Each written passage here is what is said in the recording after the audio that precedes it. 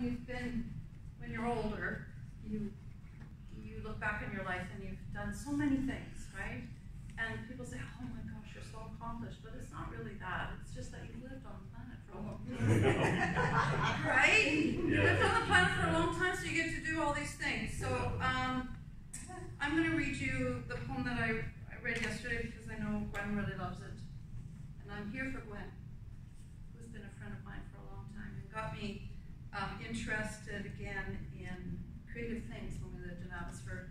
I'd moved to Abbotsford from the Maritimes, where all things are creative, to Abbotsford, where nothing was creative. And so it was really good to meet her. This one's called Labrador. My ancestors' bones lie in graves, lie at the bottom of the bay, in the floorboards of the summer houses in the great land they lie, on the creaky beds of the old mission and the ribs of boats that once were their lives.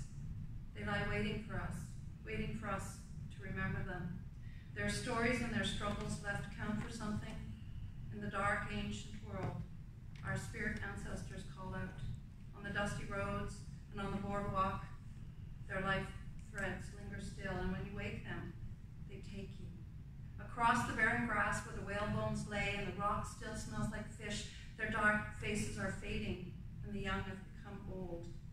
They soon too will die, and what they could teach us will die with them.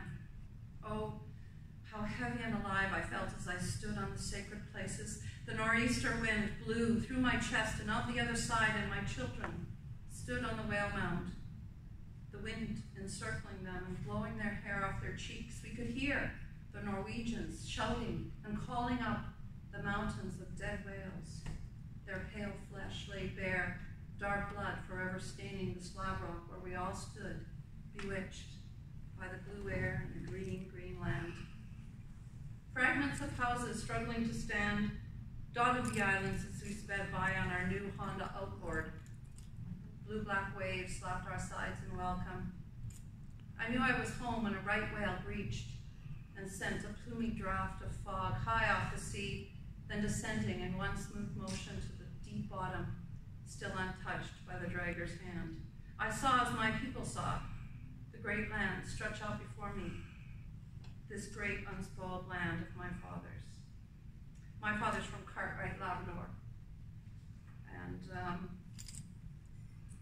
when I went back to Labrador, yeah, it was a pretty powerful place for me. I'm going to read you something a little different